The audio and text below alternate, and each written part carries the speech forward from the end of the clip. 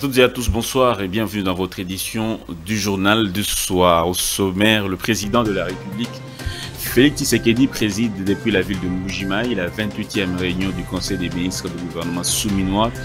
Plusieurs questions sont traitées à l'ordre du jour, à savoir la situation sécuritaire, l'état d'avancement de la mise en œuvre du plan de relance de la Sotexki et la signature de la feuille de route du partenariat stratégique entre l'Union européenne et la RDC. À la une de l'actualité également, une dizaine de combattants du mouvement du 23 mars ont été capturés à Kibumba dans le territoire de Nyiragongo à 23 km de la ville de Goma le jeudi 26 décembre 2024. À toutes et à tous, bienvenue dans cette édition du journal. Je le disais au sommaire, le président de la République, Félix Tshisekedi, préside depuis la ville de Mbuji-Mayi la 28e réunion du Conseil des ministres du gouvernement souminois. Plusieurs questions sont traitées, à savoir la situation sécuritaire, l'état d'avancement de la mise en œuvre du plan de relance de la Sotexki et la signature de la feuille de route du partenariat stratégique entre l'Union européenne et la RDC sous les chaînes de valeur des substances minérales stratégiques. On va rester à Mbuji-Mayi. Un jour avant, le chef de l'État, accompagné de la première dame, Denise Tshisekedi, était arrivé au terrain Bonzola juste après leur arrivée triomphale du couple présidentiel au Kasaï oriental. On va donc faire un point sur les activités du chef de l'État depuis qu'il a foulé les pieds dans cette partie centrale du pays.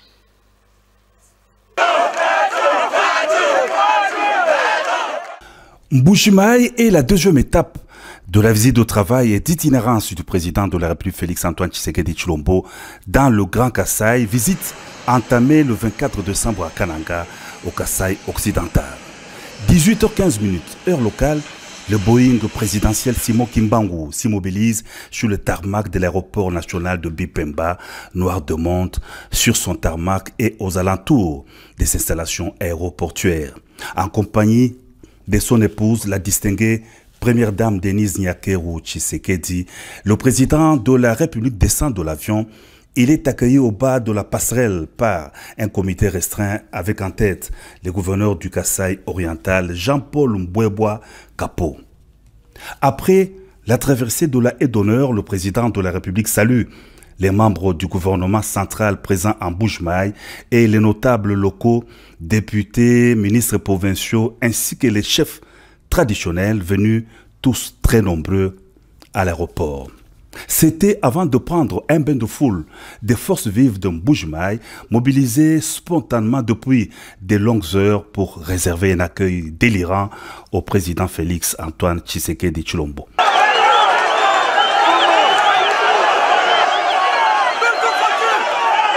Ambiance festive également à la place Bonzola, lieu du meeting pris d'assaut par des centaines de milliers d'habitants de la commune de la Kanchi et d'autres municipalités de Mbuji-Mayi, impatients d'écouter le message du président de la République. D'entrée de jeu, le chef de l'État a vivement remercié la population de Mbuji-Mayi de l'accueil très chaleureux qu'elle lui a réservé et de la confiance que la population du Kasaï oriental lui a accordée en l'élisant pour un second mandat à la tête du pays. Je vous ai promis de revenir après mon élection pour réitérer mes engagements pris lors de la campagne électorale, a dit le président de la République. Ces engagements se résument dans les 6 piliers de l'action du chef de l'État durant son quinquennat en cours. Il s'agit de l'emploi de jeunes qui sera résolu par la création d'emplois.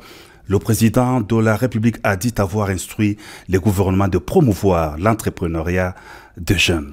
Les deuxième piliers concernent la sécurité. Le président de la République a réitéré sa détermination dans la recherche de voies et moyens de restaurer la paix dans l'est du pays grâce à la montée en puissance des forces armées de la RDC face à l'agresseur, le Rwanda, qui pille les ressources de la RDC et dont le président a brillé par son absence à la rencontre de Luanda en Angola. Le président de la République a mis par ailleurs l'accent sur l'agriculture, priorité des priorités, qui permettra à la RDC d'exporter ses produits agricoles pour diversifier l'économie du pays et combattre la hausse des prix des produits importés. La RDC pourra ainsi compter non seulement sur ses minéraux, mais aussi sur son agriculture pour assurer la sécurité alimentaire. Concernant les minéraux, le chef de l'État a annoncé une enveloppe de 50 millions de dollars américains pour le redressement de la minière de Bakwanga. Le président de la République a aussi parlé de l'accès aux services de base. Il a épinglé la gratuité de l'enseignement de base qui va aussi s'étendre au niveau du secondaire, la construction de l'université moderne de Mbuji-Mayi et la gratuité de la maternité. Le chef de l'État a conclu par l'administration. Il a évoqué son important programme de 145 territoires qui va redresser le pays à partir de la base en construisant déjà des bureaux de l'administration, des écoles, des centres de santé. Invité par la masse à évoquer les sujets de la révision ou le changement de la Constitution, le président de la République a dit « C'est au peuple souverain primaire de décider. La parole du peuple est celle des dieux », a renchéri le chef de l'État.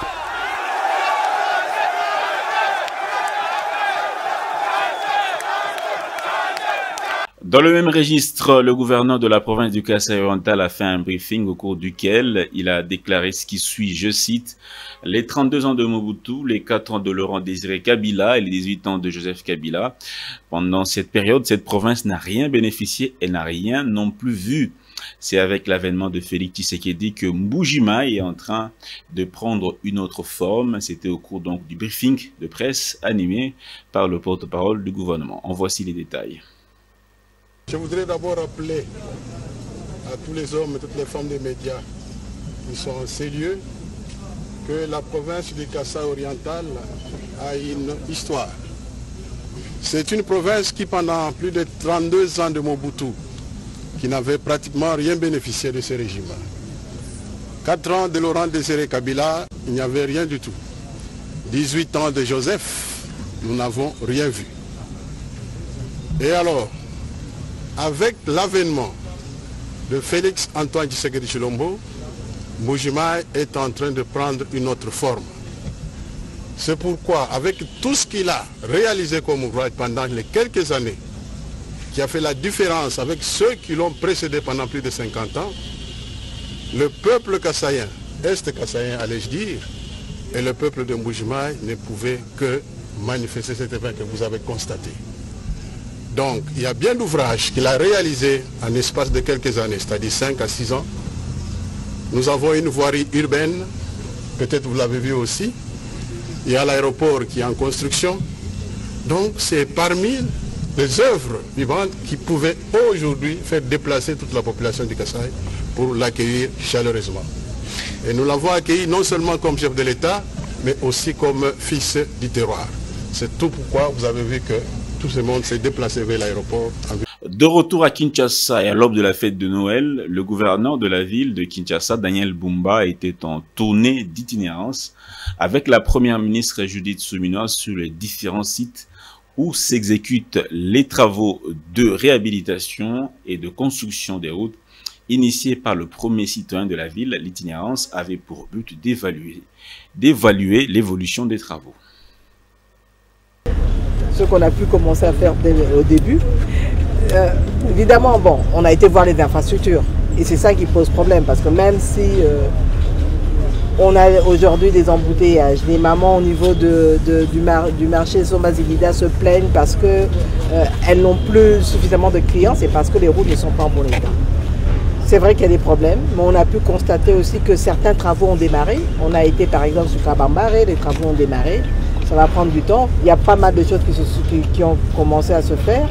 On a été sur Kukulumba, à Massina. La route va faire le tour pour ressortir sur Poilou. Si on l'a, ça va faire un désengorgement.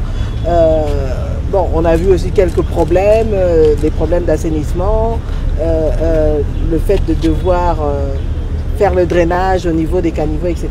Mais je pense que ensemble, avec la ville, on va pouvoir faire le travail de manière correcte parce qu'on a commencé, c'est déjà un début et on va devoir poursuivre que le travail s'achève. Moi, ce qui m'intéresse aujourd'hui, c'est pas seulement de voir les travaux qui ont commencé, mais c'est de voir comment ils vont s'achever. Je pense que c'est ça le plus important.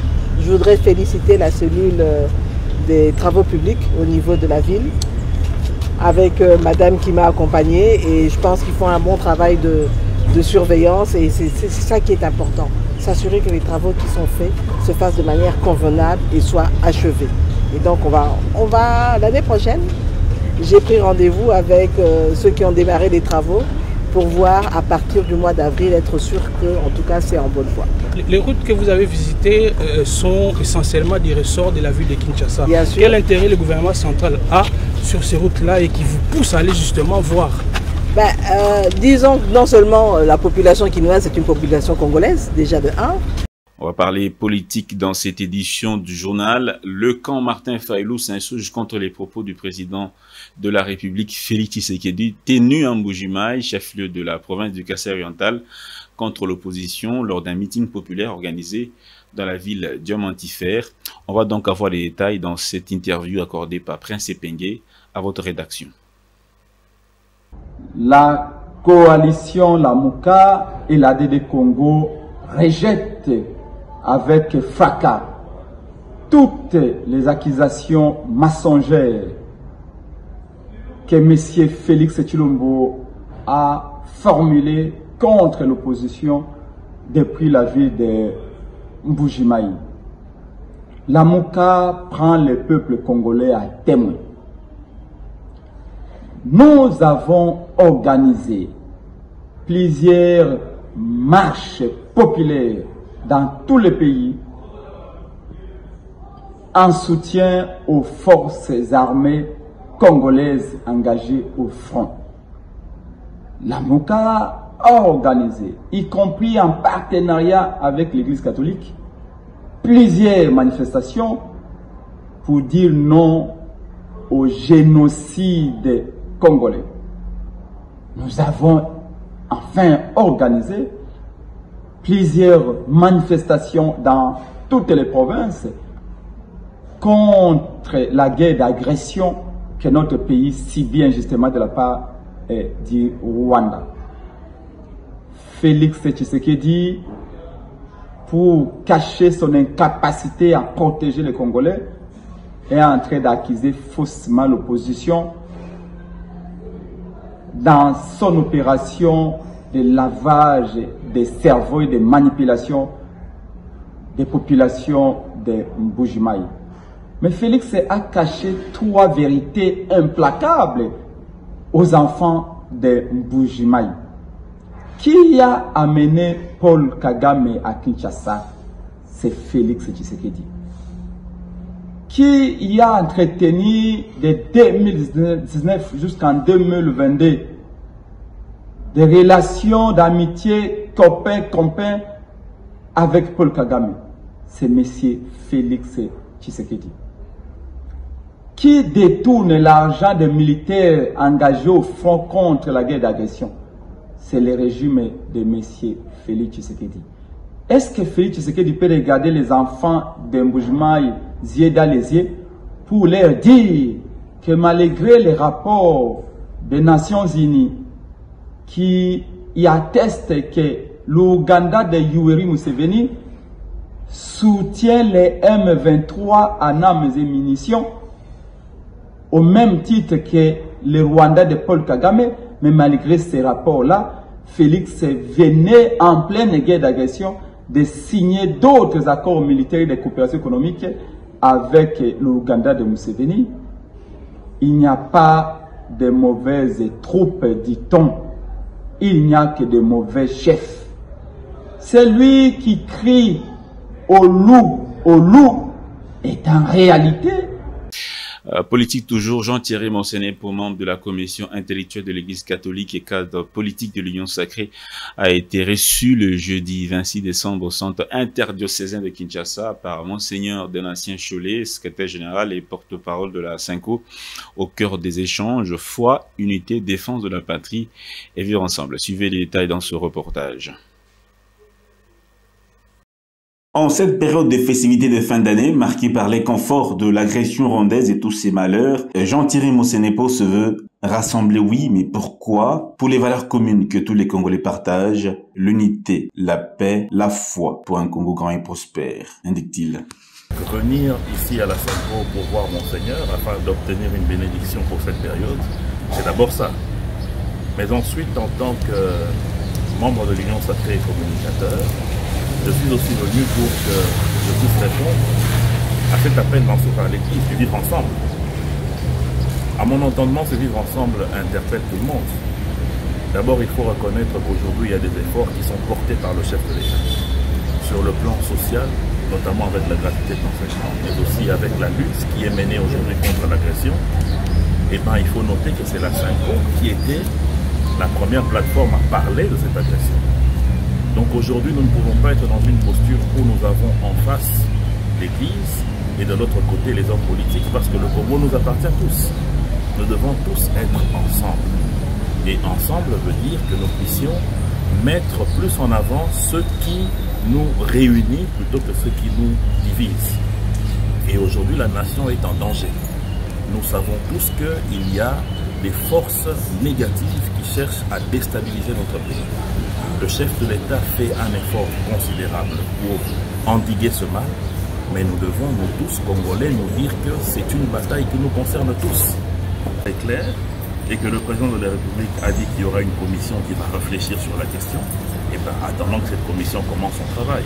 Mais en ce qui me concerne personnellement, vous savez que je suis de ceux qui pensent qu'il faudrait que nous allions vers une réflexion profonde pour que la loi fondamentale de notre pays permette à ce qu'on puisse la mettre à jour par rapport aux besoins de gouvernance de notre pays.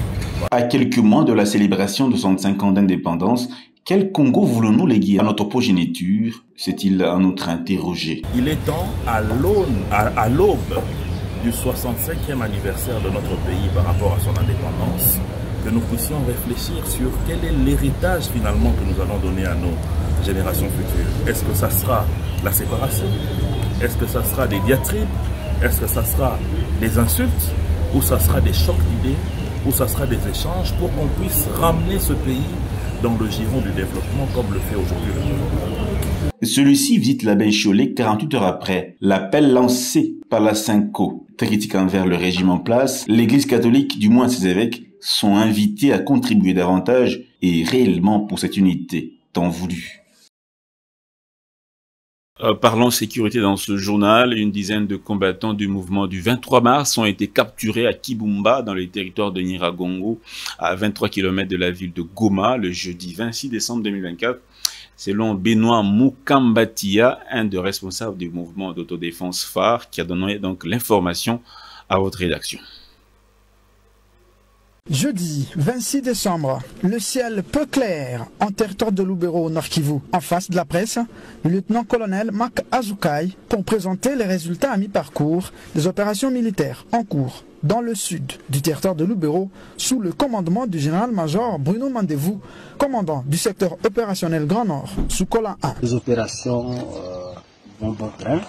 Nous sommes en train d'affronter l'armée rwandaise à travers son unité spéciale. Aujourd'hui, nous nous retrouvons dans ce contexte et dans cet espace pour vous démontrer l'implication du Rwanda à travers son armée. Parmi les capturés figure ce jeune militaire rwandais, Iradon Kunda, Jean de Dieu, c'est son nom. Soldat de première classe et membre du 110e bataillon de la force spéciale de RDF, l'armée rwandaise. Il fait partie des militaires rwandais qui ont été déployés en République démocratique du Congo depuis près de 2 ans maintenant, affirme-t-il.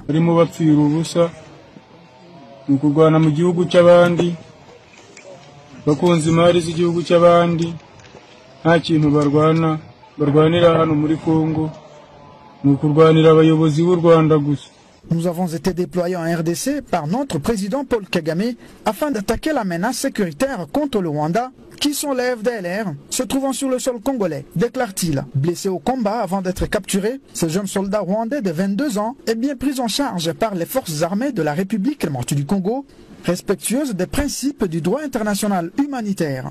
Il dit craindre pour sa vie s'il est rapatrié dans son pays, le Rwanda, et demande aux autres militaires rwandais de refuser d'être déployés en RDC pour se faire tuer, juste pour des intérêts expansionnistes et surtout économiques des dirigeants rwandais.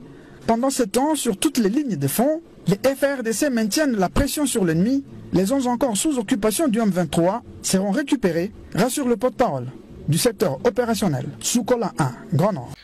En société, à Kinshasa précisément, panique générale au quartier Millennium dans la commune de Mongafula où un ancien ambassadeur et ministre de l'ancien régime s'est autoproclamé propriétaire des terres et force la population à vider les lieux sous peine de mort. Tout récemment, des hommes non autrement identifiés ont sémé la pagaille avec des armes blanches, occasionnant mort d'hommes et plusieurs blessés graves. Naomi Pila. Le quartier Millennium dans la commune de Mongafula s'est réveillé sur une forte tension ce dimanche 22 décembre 2024. Au motif, un ambassadeur, ministre honoraire de l'ancien régime, serait autoproclamé propriétaire des terres que composent ces nouveaux quartiers sans brandir un document ni titre de propriété. Surpris par un mouvement de déguerpissement forcé en toute violence alors que l'affaire est devant le tribunal, la population victime de ces actes de barbarie interpelle l'autorité compétente.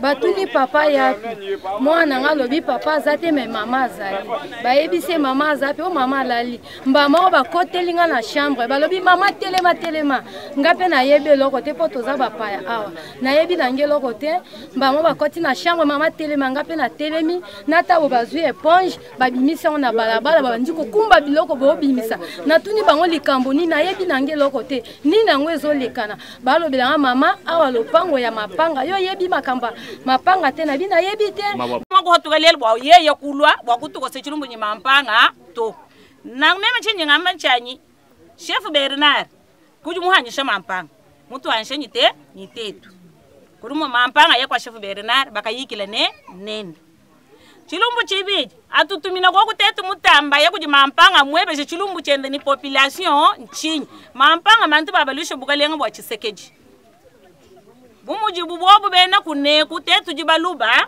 katwena nijigisha musite muto tujini jikenga jihita ja yobu nangwa jiye musomba mungwasa mbwa kwa kwila muntu yonsu biso to sombi awa na mabele millennium mapanga pesa na mabele na 4 millennium awa azana mabele na ye oya ye 25 hectares oya ye presque bomoni limite ya mapanga place zali na côté biso zali ezo kokana tamu kete presque 500 mètres, 1000 mètres presque. Tipa Mampanga place Azali.